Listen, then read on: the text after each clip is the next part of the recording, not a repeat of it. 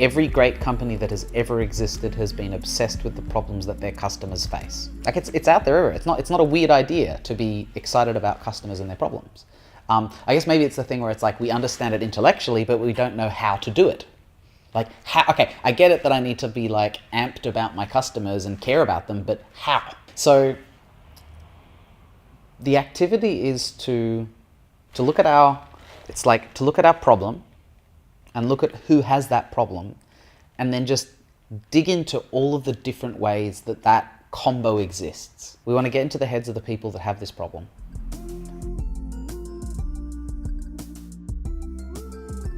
We spent all that time making an A4 page, and now we're going to completely disregard it. And instead, say after me, it really sucks for customer when they experience problem. For example, I'm working in the new business district where there's like no food, and I start working at like 8:30, right? My problem is I can't get a good coffee. We want to really get into the moment, where it physically happens for this person. I make crappy coffee at home, and the nearest cafe is like a short walk, and it's always got this massive line. It really sucks when business people in the new business district have to wait in line to get a coffee. Just flip it around and go, this problem really sucks when it happens to customer. And when it happens is important because we're talking about place and time.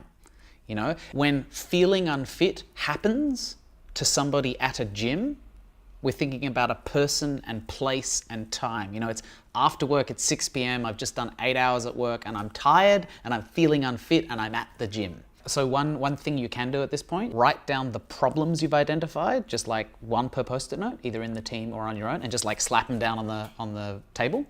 And you might end up with a big pile of them, and then do the same thing for your customers. So you end up with like a big pile of customer post-it notes and a big pile of problem post-it notes. And you can even like mix and match them to help you kind of generate better ideas.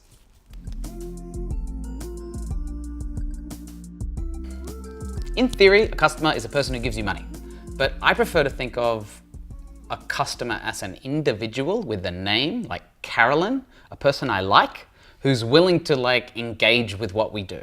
That's like the first, well, without that, they're not a customer, right? Because they don't like you.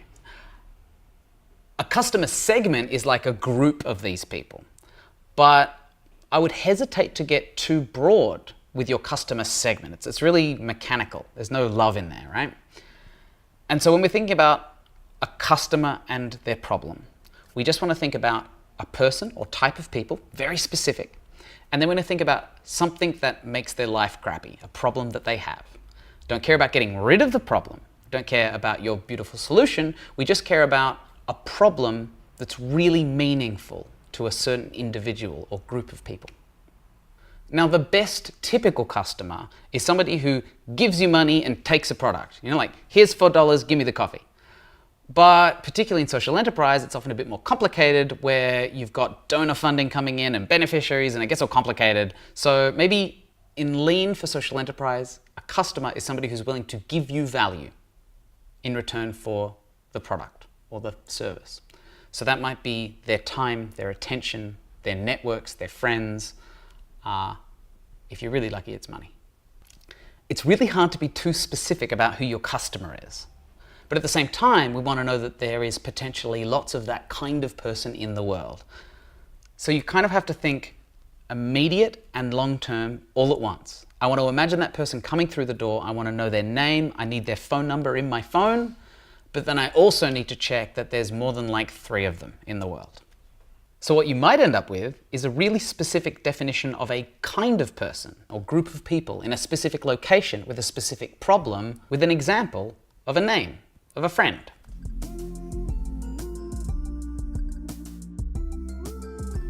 One way to check if your idea is simple enough is ask, is it nod along simple? Here's an example. Big institutions like a big school or a government or a corporate care a lot about like data and say privacy. And they will call it data aggregation and anonymization. Now I guarantee there's like 1 or 2 people that watch this video who are like, oh my God, data aggregation and anonymization. I care deeply about that. But that means nothing to the rest of us. So let's say that again, but nod along simple. Getting lots of data and keeping it private. Means the same thing, fewer words. So we take this specific, complicated idea, we get rid of all of the jargon and the weird language, and we make it so simple that people can tell their friends about it. The last thing you want is this like confused, dull stare. But if you explain it, and the person you're speaking to goes, oh, I get that. I don't care about it, but I have a friend who's really into that. Then you know you're onto a good thing.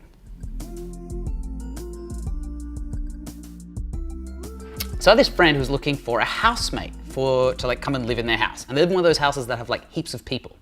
And they were very specific about who they wanted to live with. So they put out like an ad for a queer-friendly, deaf-friendly, as in sign language speaking if possible, preferably a musician or musically inclined that's really into group cooking and environmentalism with really hard boundaries around using plastic bags. They weren't into plastic bags. And you'd think this would be so specific that no one would want to live there. I wouldn't want to live there. But the few people that definitely wanted in really wanted to live there because it's like an exact kind of person. And so by being so specific, it made it really, really easy to say like, oh my God, I definitely want to live there. So if you're struggling with being specific, just like close your eyes and imagine your customer walking through the door, physically walking through the door. Like, how tall are they? What are they wearing? What do they do on the weekend for fun? What annoys them? What do they drink? Like, what do they eat? Literally paint a picture of them. Get an A4 piece of paper and just draw them in the middle and just write a bunch of words about stuff that they love and hate. So this is called empathy mapping, but who really cares what the fancy word is? It's just like visualizing the person you want to help so that when you see them in the real world, you can be like, I got you. And this is the way of getting around the trap of being so generic as to be useless. When we look at some of the brands we really love, like our computer or our phone or like ride sharing or whatever, we're seeing the end of a business. We're seeing a business that has finally become huge. And when businesses get big, they get generic. Right at the start, they solved a weird problem for a weird person. And the really cool thing about being like on the internet is that chances are there are like 1 million people out there who like the same weird stuff that you do. So you might as well communicate to them instead of trying to just generically communicate to everyone. Chances are you'll find the perfect roommate. So when you check over this like sentence that's in your head, is it crisp? Is it like short, to the point, and said with a lot of empathy? It's almost like if you can say, man, it really sucks when, or damn it, I hate it when. You know, I want it to be like a, God, that's always shat me.